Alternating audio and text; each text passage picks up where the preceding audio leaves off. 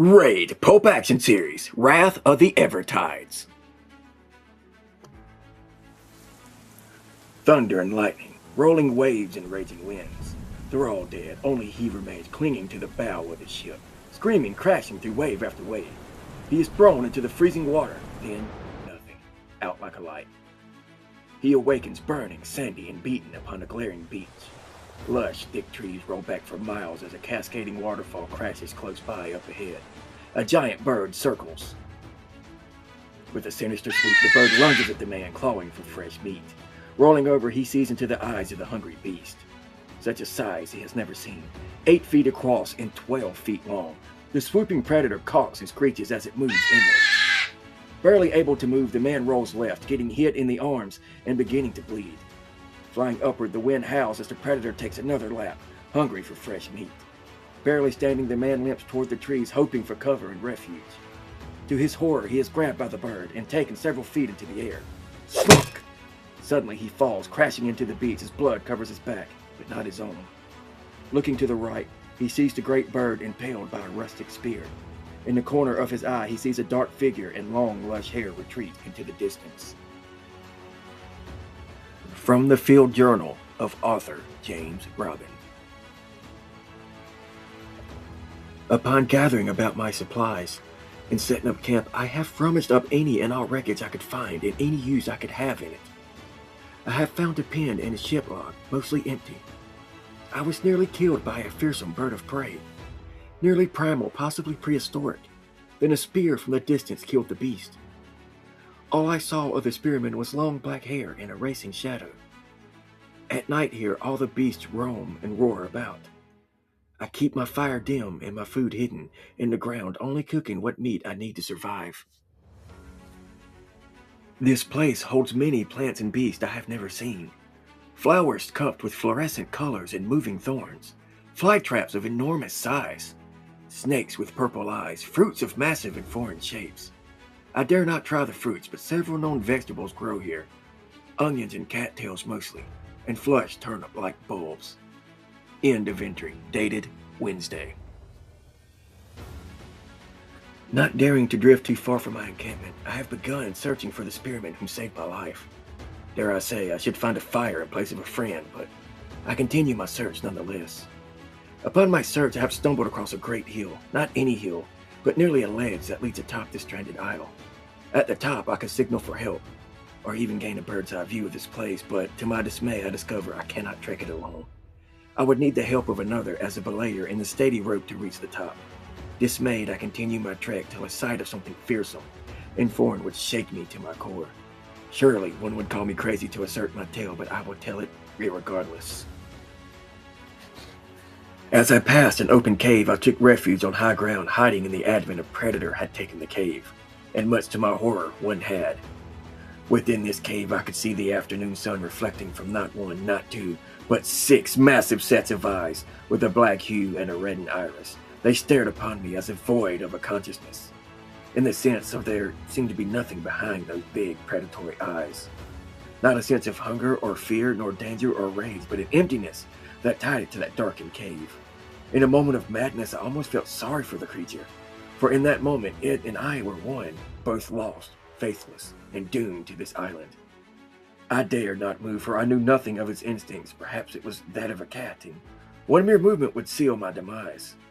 Again, it leered at me with an emptiness that made my soul turn on end.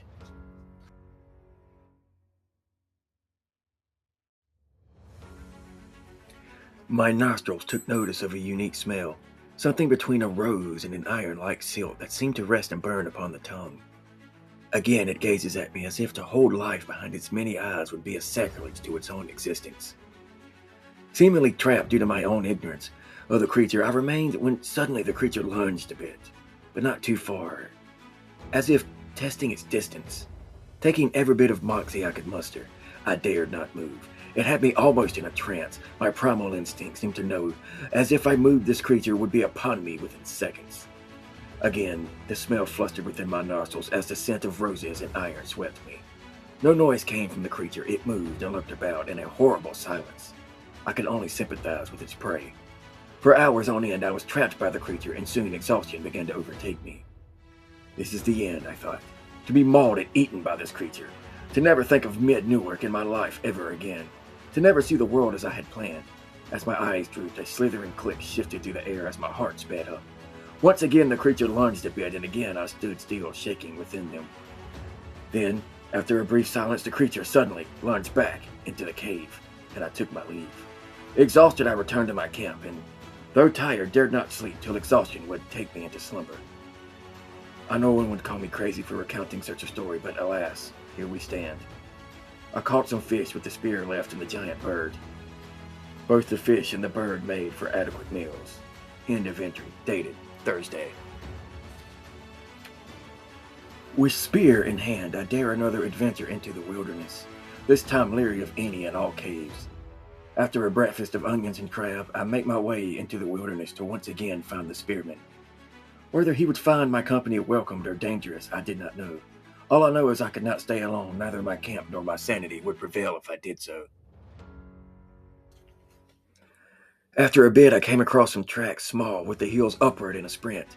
Perhaps these could be his. Perhaps this could be just another danger in this hellishness. Strange these tracks were, with the heels upward, as if he was running on his heels, backwards. In the delirium of my situation, I wouldn't be amiss to pass this off as a fever dream. Upon passing the canyon, I lay eyes on a familiar sight that makes my blood run cold. A black hue and reddened iris meets me from the dark, and once again we are in a stalemate of life and death. I backed away with spear in hand. To what good it would do I was uncertain, but it was better than my bare hands. Only the eyes would be visible from the shadows, and in them held that emptiness that made my stomach turn. As a spider would look upon a dead fly within his web, as a wasp looks upon an intruder, it looked into me. Scraping of the earth accompanied the creature, as if it was dragging behind it some lofty prey, mandible or claw. I know not how it held it. Once again that putrid smell of roses and iron, stagnant in its deliveries, filled the air. It shifted the shadows from side to side, scurrying up dust as it leered. This time I took no time to hide. I ran back to the safety of my camp.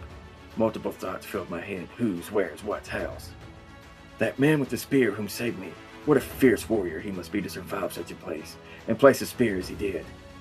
To have been raised and bred in such a place, I stand in awe at his prowess. If not for him, I would not have penned this tale. You should have seen it, the swiftness and accuracy of his throw. He handled a spear with the deadly accuracy of a Greek hero. And the quality of this spear, it has served me well. It never dulls. It slices through even the thick wood of these trees with ease. Its sturdiness is almost unreal. I've held my weight on it several times, and it hasn't even as much bent. When throwing it, one feels a perfect balance. It has both fed and protected me, and I am beyond grateful to have it. The craftsmanship this man possesses is in equal amounts to his combat prowess. Even in the major wars, I had not held such a well-made weapon. Wielding it against that abhorrent creature brings to me a surreal sense of safety, as if the spirit of the warrior who wielded it is within me. I must find this man, at least to thank him, if he would have my company, of course. End of entry, dated Friday. It has been several months since my last entry, but I must recount now my escape from that dreadful island. Out and about on a simple foraging mission, I heard a swooping sound, and to my aghast surprise, I see a tidal wave appearing. There was no storm, no thunder, no wind. Suddenly, it crashes upon me, and I feel no weight, none at all. Surely I should have been crushed, but instead I am sucked into ice-cold waters, and in my ears hear the passing of millennia after millennia. I know it sounds insane, but I swear to the good Lord above I speak the truth. All the doctors tell me I am having a fever-induced reaction to my trauma, but I know I speak the truth. Swirling, I drop down a well of time and plunge into the boat that took me to that dreaded island all over again, and once again I am at the scene of the crash, except this time I take the helm and steer the boat against the tide. The waves crash into the boat, sending debris flying as I struggle to hold on. Lightning crashes as I steer the boat up a tremendous swell as the crew screams in fear. Up, up, and up we all go, swell after swell, until after 2 days we land in a port. I know my time on the island to be true, and no one shall convince me otherwise, but I have openly omitted a portion from the story, for before my departure from the island I had one last run-in with the creature. Just as before, I was searching for the spearman, for he had captivated my thoughts. If I had one chance to escape, it would surely be him. As I passed over an open hole, those eyes leered once more.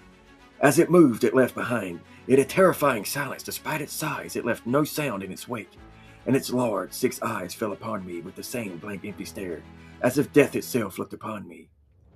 This time, with an incredible lunge, it knocked me to the ground, as it leaped high into the air and landed atop me, hovering just above my chest. The smell returned as it leaned in, and I closed my eyes preparing to be its next meal, when I felt a sensation I couldn't help but laugh at. It is at this moment I felt the strange sensation of lush hair upon me, and realized I have made an egregious display of misjudgment. The creature leaned in not to kill me, but to retrieve its magnificent spear. End of entry date, not specified.